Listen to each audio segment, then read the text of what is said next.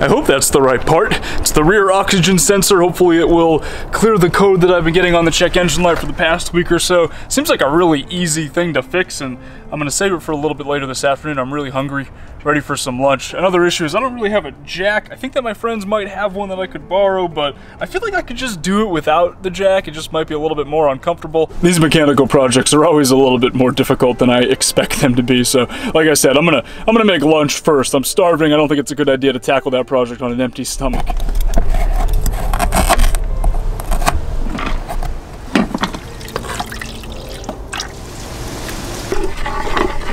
So the plan is to make a Mongolian style beef, I guess similar to what you would get at like an Asian restaurant. It's probably one of the more difficult things I've ever done. It's not hard, it's pretty straightforward, but there's quite a few different steps here. I actually have to like follow the recipe, and I don't know, it's a step up for me, I guess. And I'm planning to do it entirely using the Kodiak. I borrowed a friend's Instant Pot. Thank you, Chris, for letting me borrow the Instant Pot here. And I'm gonna try to plug it into the Kodiak. I have the Kodiak right now, it is fully charged, it's ready to go. I don't know if this is going to work. The Kodiak has a 1500 watt continuous pure sine wave inverter in it, and the Instant Pot draws 1000 watts or so, and I'm going to need it for probably about a half hour. So I'm definitely going to be pushing the Kodiak to its limit, doing as much as I can with it, and we're going to find out if it works. I decided to do this in my friend's backyard here, instead of going to like a park or something like I normally would, something that was more scenic, I guess you could say, just because in case it stops working, I want to be able to finish cooking the meal and just bring the Instant Pot inside and plug it into the house. But hopefully we don't have to do that. Hopefully this works out fine, and I'm excited to see how it goes. So the first step of the recipe is to saute the steak. It's like a flank steak that I got. Cut it up into small pieces, and you put it in here into the Instant Pot on saute mode, leave the lid off, put some oil in, and just kind of let it cook up for a couple of minutes. And then after that, I'm going to go into the pressure cooker mode. An Instant Pot, for those of you who may not know what it is, it's a pressure cooker, I guess. So the idea is that you seal it shut. It allows you to cook things a lot faster than they otherwise would have cooked, saving you time in the cooking process, which is definitely something that I'm all about. So I'm hoping that this works, because I'd like to they make a smaller version of this. This one's like the 6-quart one. They make a smaller one, a 3-quart one. So maybe it'd be something that I could use moving forward, making cooking a lot easier for me and allow you to make some delicious meals here. But anyways, I've got it plugged in, and I'm about to turn it on right now. And it looks like it is drawing just over 1200 watts while it is on saute mode here. So almost at that 1500 watt limit there set by the sine wave inverter. It's beeping, but I think that's a good beep. I think that just means the Instant Pot is on. By the way, I decided to cook from inside the element today, mostly just because it's really windy outside, and that's not really good for making video. And also, I'm parked underneath this pecan tree. My friends have a pecan tree randomly in their backyard, and the pecans keep falling because it's so windy, and like I was getting hit by them, and the elements getting hit by them, and I didn't want them to end up in the Mongolian beef. I feel like it's safer in here. At least I'm getting the chance to finally use my skeeter beaters again. I know I mentioned them in that video when I was camping with Brian over in the White Mountain National Forest, and haven't really had the chance to use them since then. So it's been nice. Get the windows open, get some nice airflow, keep the flies and the bugs from getting in there while I'm cooking.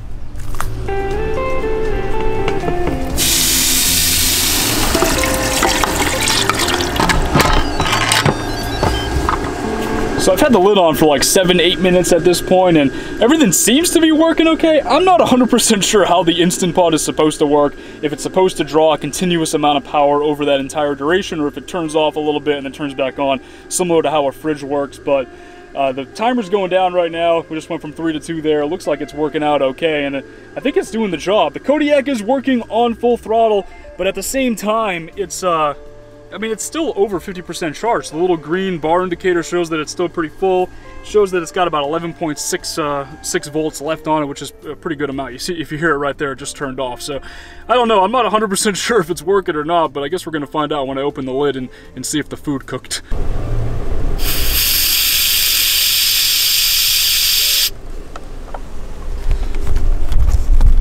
That's probably a good sign.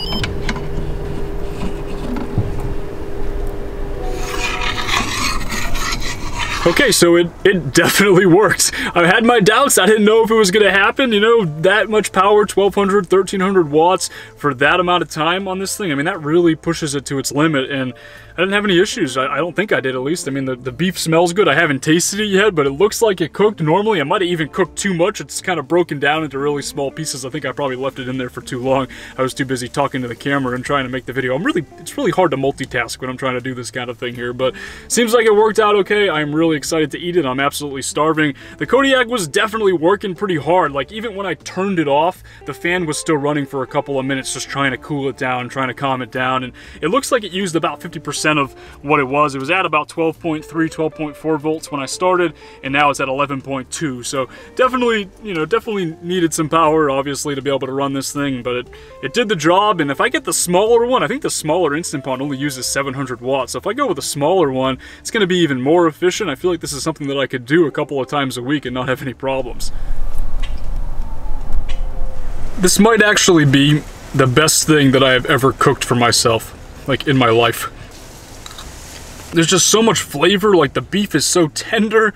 You'd think it would be dry because it was cooking for so long, but I feel like you could do so many things with this. This is amazing.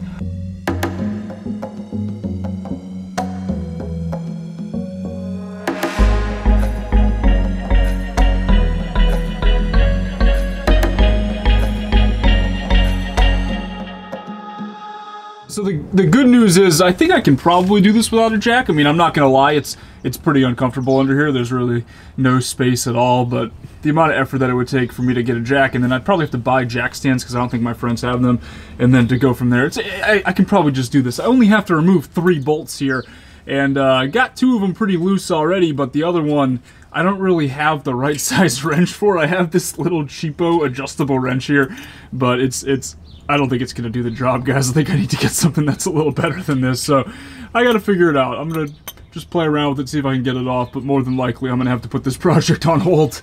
So I decided to postpone replacing the rear oxygen sensor. I don't think my wrenches are good enough to do this job. That's what this sack of wrenches is for.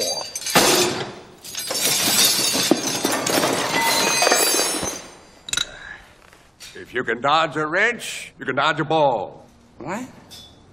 But probably got to buy some better wrenches. I'm having a hard time getting the leverage to get the bolts off, and they're just not really, it's not really working. You got to remove that metal flap thing, and then you got to use a wrench to get the actual sensor off, and I can't even get the metal flap thing to get loose so that I can get it off. So if you have suggestions on how to do that, if you've done that project before, feel free to post them in the comments below. But it shouldn't be that difficult, but I think I just need to get some better wrenches, or possibly just, if I get an oil change, just bring the part to a mechanic who's doing the oil change and just have them also do that. I can't imagine that it would be too much more just to have them take, 10 minutes to remove the 3 bolts and then put on the new sensor. Hopefully that'll clear the code. It's not really a priority though. Like, I'm not that worried about that. It's not something that's gonna break the car or anything like that. I mean, maybe over long term it might be an issue, but for a couple of weeks, I don't think it's gonna be the end of the world to just drive around with the check engine light on. But we'll see what happens. So I'm gonna try to tackle it as soon as I can. And I'm realizing as I'm sitting here editing this video that I didn't mention what all this random cinematic B-roll footage is from. That's from the Mission San Jose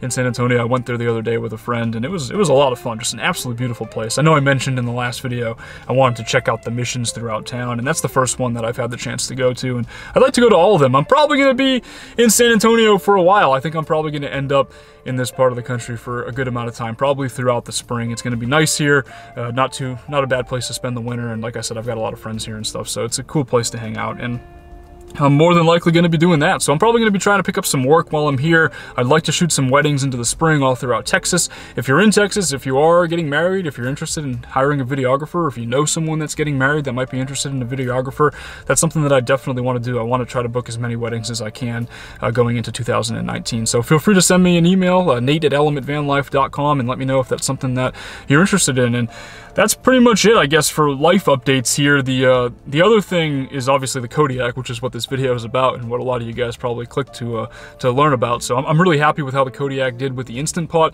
I was so happy that I mentioned it to my sister when I was on the phone with her the other day, and she ended up buying me one. Her and her boyfriend Morgan bought me one for Christmas. So thank you guys for buying me that. I really appreciate it. That's something that I'm definitely going to use. I got the 3-quart one, so I'm definitely going to be having that in a couple videos moving forward and cooking with the Kodiak for sure. And I'm really looking forward to being able to do that. The 20% discount code for the Kodiak is still available if you use the link in the description below to Energy's website, you'll be able to get a 20% discount by applying the promo code ELEMENT, and then that's pretty much on anything that is in Energy's store, including the Kodiak itself. So if it's something that you are thinking about getting, that's probably a pretty good way to save some money on it.